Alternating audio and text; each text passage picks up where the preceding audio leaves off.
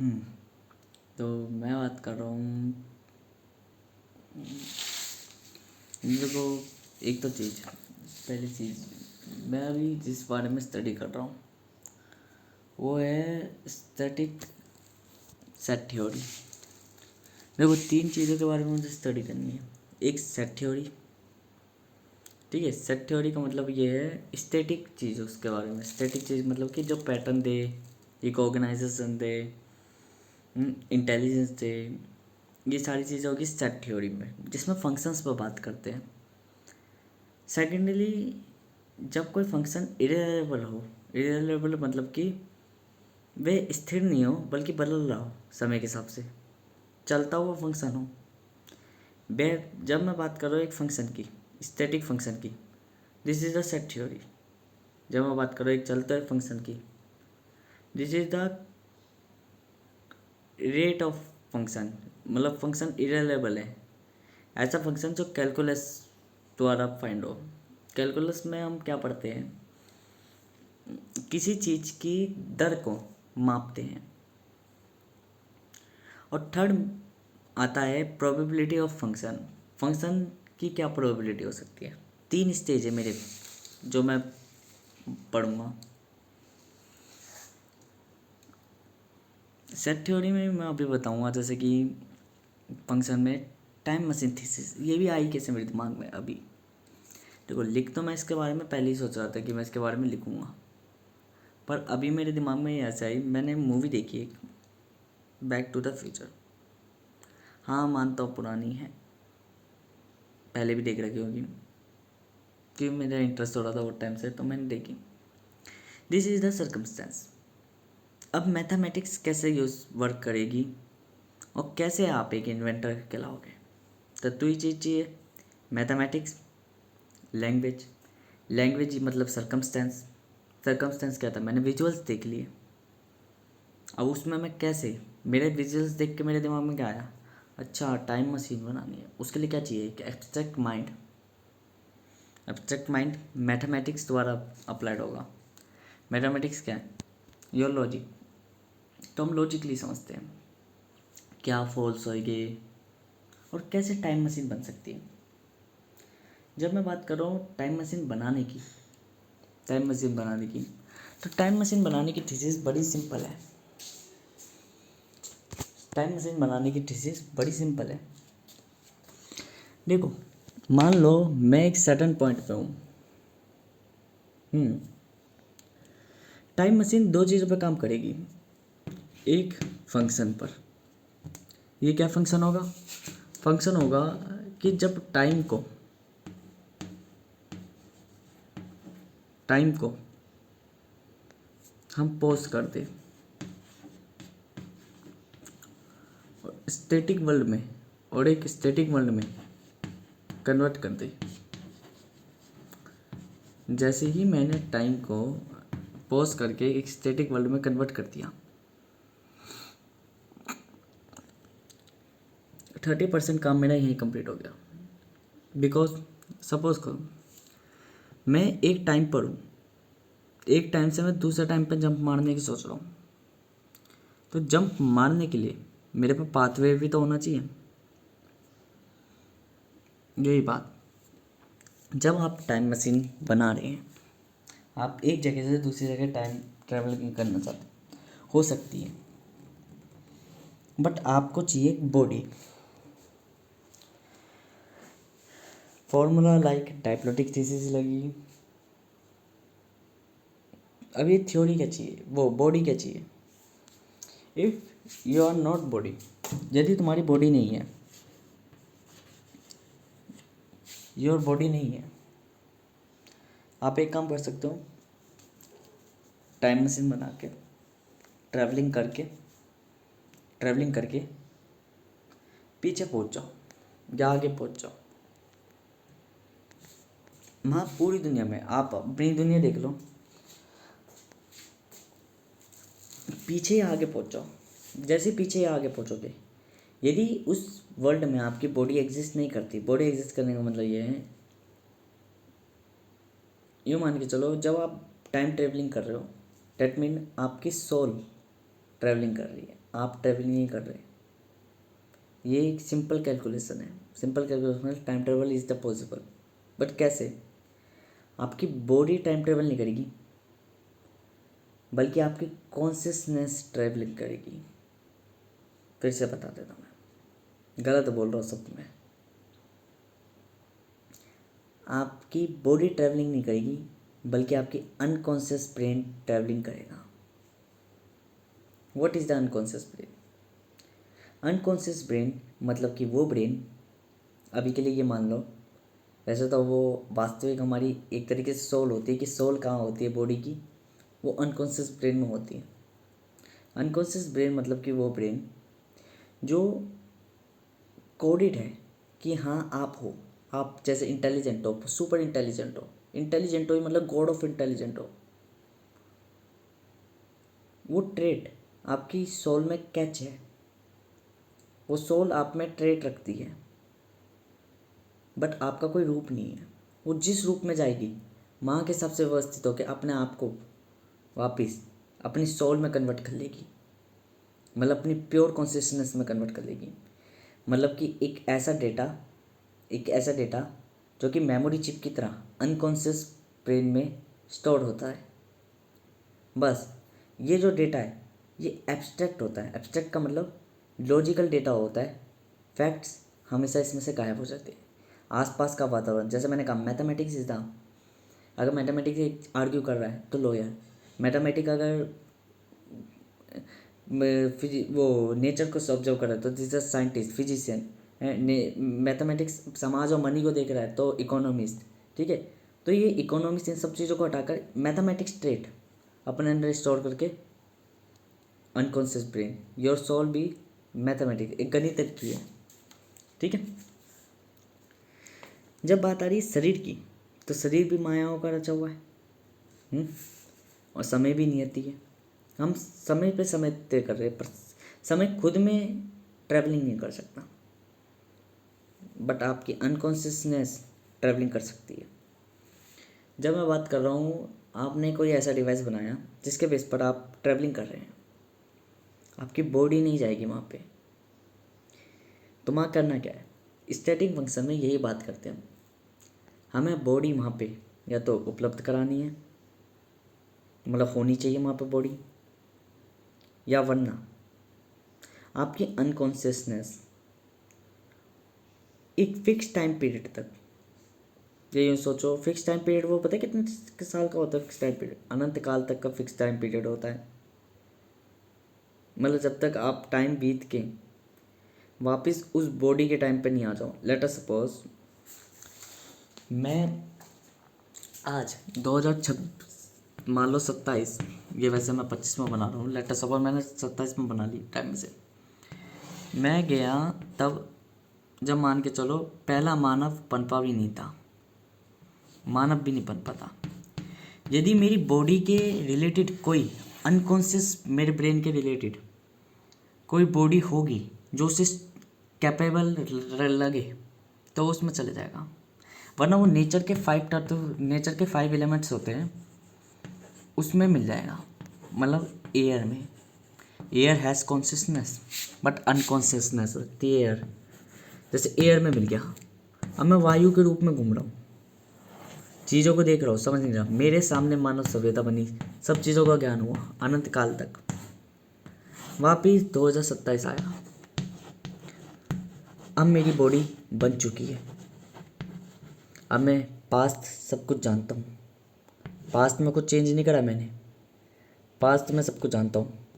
अब मैं इस बॉडी में वापस आ सकता हूँ, डैट इज़ बिकॉज मेरा अनकॉन्शियस ब्रेन यहाँ आ जाएगा,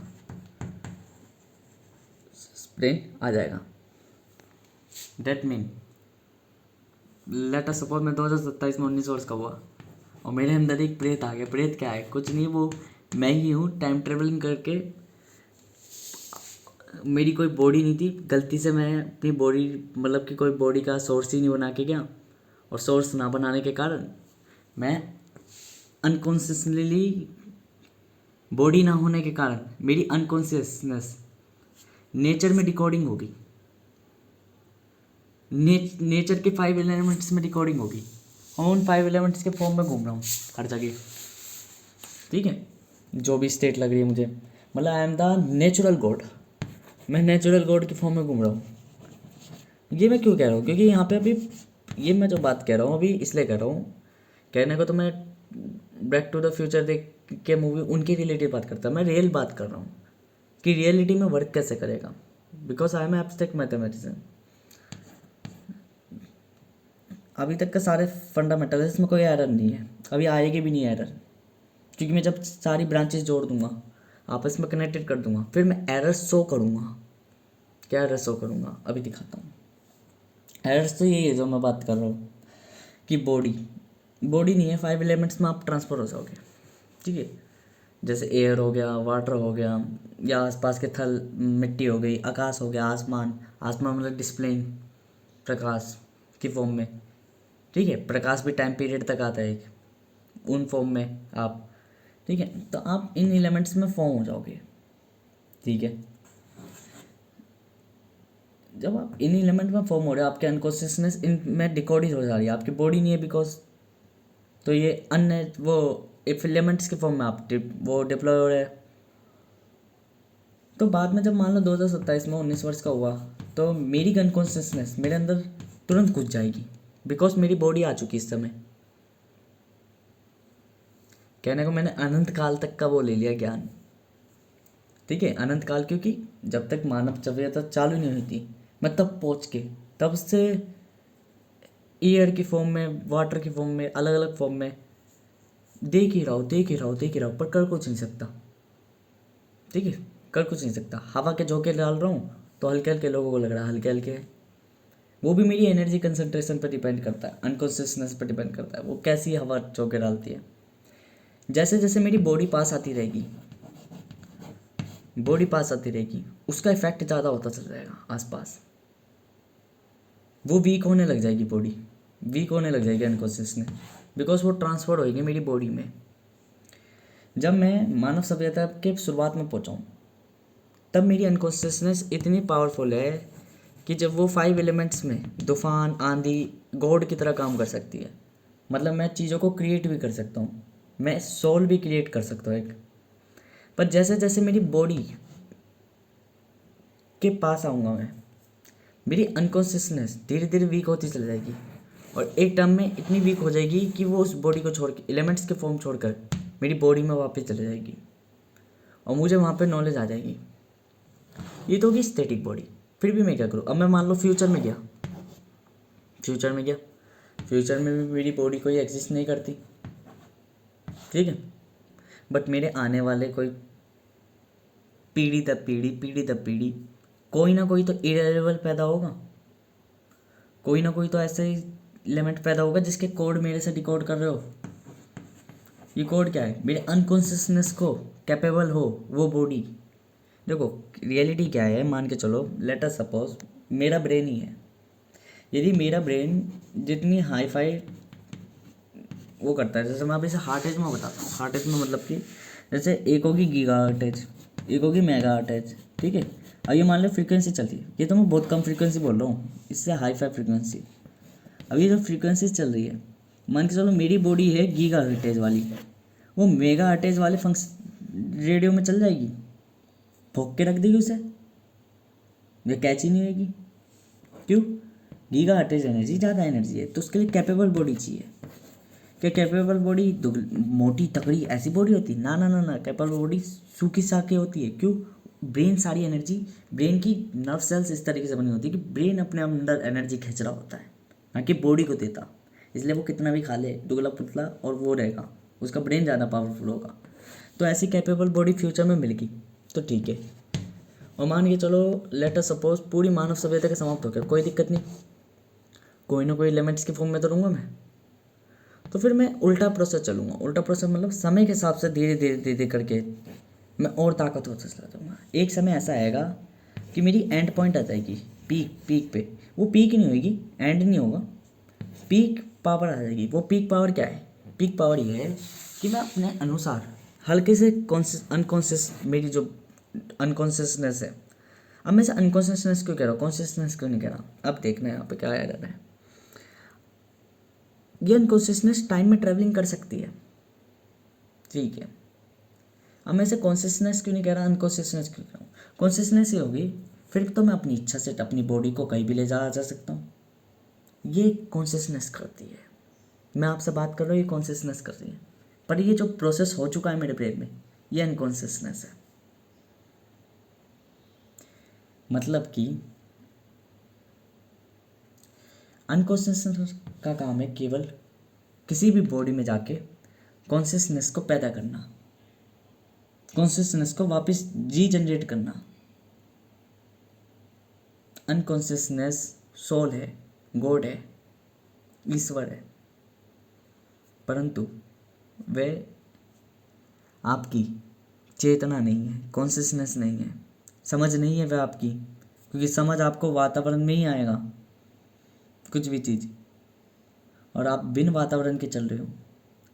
मतलब आप एलिमेंट्स की फॉर्म में हो, जैसे एलिमेंट कुछ सोचते नहीं है ना, एक निर्जीव वस्तु होती है, ऐसी चीज़ जब तक वो कॉन्साइस नहीं होएगी अनकॉन्शियस रहेगी। तो एंड टाइम तक जब वो सब कुछ क्रिएट भी कर लेगी, लेटर सपोज, तो हो सकता है वो धीरे धीरे करके इतनी ओवर पावरफुल पीक पे जाने के बाद एंड तो नहीं होगी, स्लीपिंग में चली जाएगी। और स्लीपिंग में क्या होगा, उसके अंदर कॉन्शियसनेस कल्पनाएं बनाने लग जाएगी। कल्पनाओं का मतलब ये है एक शरीर के अंदर ब्रह्मांड बनने लग गए, और वो ब्रह्मांड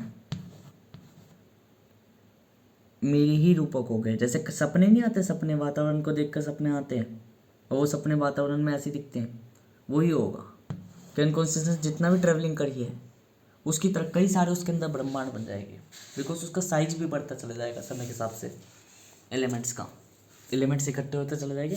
इसे कहते हैं बिग बैंग थ्योरी। अगर इसे बिग बैंग थ्योरी भी कहे कि एक व्यक्ति जिसके अनकॉन्शियस थी एलिमेंट्स की फॉर्म में बना था, ये 5 एलिमेंट जुड़ जुड़ के पूरा ब्रह्मांड का विस्तार होता चला जा रहा है, और वो व्यक्ति गहरी नींद में सो रहा है। फिर वो जागेगा कब, लेट अस सपोज कोई एक person trait of body small amount में कल्पनाओं में रियल एलिमेंट्स से गलती से बन गई, तो वो अनकॉन्शियसनेस क्या हो जाएगी, वीक हो जाएगी, और ये पूरा ब्रह्मांड समा जाएगा एक शून्य में। सारी मैच होगी कैलकुलेशन। जब भी तो मैं कहता हूँ शून्य समाया हुआ होता है। समाया हुआ मतलब कि जब बॉडी वापस आ जाए या बॉडी गलती से मेक हो जाए मिक्स वेरिएबिलिटीज के संग, जो मैंने कहा था ना 64 में जीरो दूंगा, 64 जीरो क्या है, 64 जीरो वो है जो जीरो को मेक करता है। ऐसा जीरो 64वां जीरो वो जीरो है जो जीरो को मेक करता है। उसमें क्या है, 5 इररिलेवेंट फंडामेंटल एलिमेंट्स आते हैं, 5 प्रॉपर्टीज आती है, जो मैंने कही थी उस टाइम पे कि 5 प्रॉपर्टीज आती है। ये है 64वां जीरो, 64th जीरो। ये कौन सा जीरो है, जो जीरो को मेक करता है, जो मेक इट जीरो, ठीक है। ये तो होगी फर्स्ट बात कि 30% काम ये है, एक function, only just a function. बात आती है अब कैलकुलस की। अब बात आती है, ये तो होगी कि ट्रैवलिंग करा, अनकॉन्शियसनेस ट्रैवलिंग करी है, बॉडी को कैसे ट्रैवलिंग करा जाए एक ह्यूमन की फॉर्म में, ठीक है। कैलकुलस में कैसे ट्रैवलिंग करा जाए, देखो अभी जो मैं बता रहा हूँ वो सिर्फ मैं एक ढांचा बता रहा हूँ। ढांचे का मतलब है सिर्फ थ्योरी बता रहा हूँ हल्की फुल्की। इसको अगर खगोलोगे, खगोलने का मतलब ये है इसमें विचार करोगे, इसके एक एक शब्द को बारीकी से देखोगे, तो आप खुद एक थ्योरी क्रिएट करोगे कि रियलिटी में हम टाइम मशीन बना कैसे सकते हैं। अभी मैं बनाने वाली प्रोसेस में नहीं काम कर रहा, अभी मैं सिर्फ एक मैपिंग बता रहा हूँ कि रियलिटी में चल क्या रहा है। इससे अगर हल्का से भी इर्द से उर्द हुआ, मैं गारंटी देता हूँ कभी ज़िंदगी में नहीं बना सकते। एरर शो होगा फंक्शन में। ये है स्टैटिक फंक्शन। ये फंक्शन कैसे वर्क कर रहा, टाइम पॉज हो गया, टाइम क्या पॉज हो गया, अनकॉन्शियसनेस वापस स्टेट वर्ल्ड, ठीक है भाई। एक स्टैटिक वर्ल्ड जो कि वो है, ये हो गया पूरा रिपीटेशन साइकिल। जैसे इन्फिनिटी है ना, इन्फिनिटी भी अपने आप में एक टाइम मशीन है।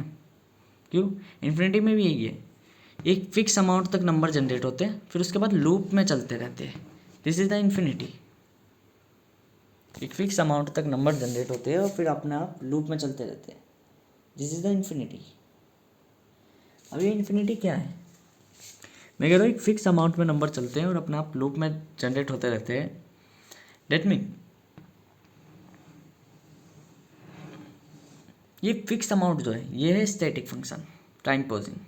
और ये लूप जो है, रिपीटेशन ऑफ लूप जो है, ये इसकी इंटेंसिटी बताएगा कितना लूप जनरेट हो रहा है,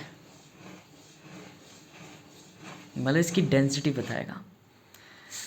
जब हम ब्लैक होल के मैथमेटिकली डिफाइन करते हैं तो मैथमेटिकली ब्लैक होल का सिंपल जो वो बनता है ना फंक्शन, वो बनता है कि फंक्शन इज इक्वल टू, अभी देखना, फंक्शन इम्पाइज टू एक्स आई। ये एक्स आई किसको रिप्रेजेंट कर रहा है और सिग्मा 0 to इन्फिनिटी कर रहा है। अब सुनो, इसका मतलब समझ लो पहले। कहाँ गया? हाँ ये रहा। ये जो फंक्शन है जो मैंने लिखा है, इतना फंक्शन, ठीक है, इतना फंक्शन जो मैंने लिखा है, इसका मतलब क्या है?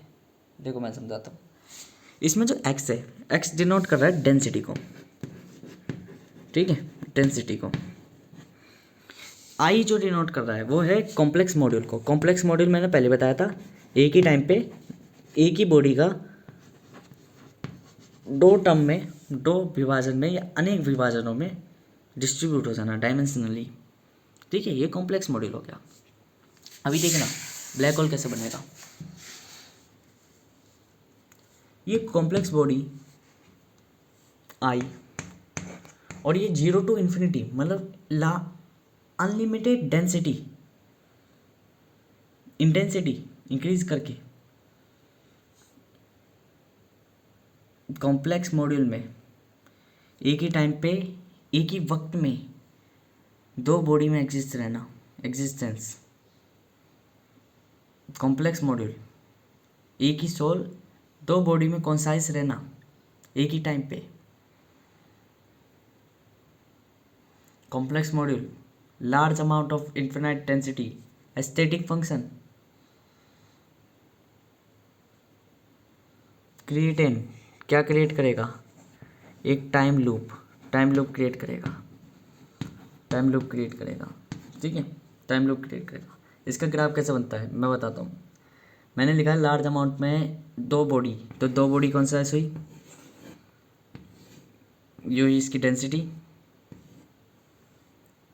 और ये हो गया इसका फील्डिंग। अब बताओ मुझे, ब्लैक होल ऐसा ही तो दिखता है,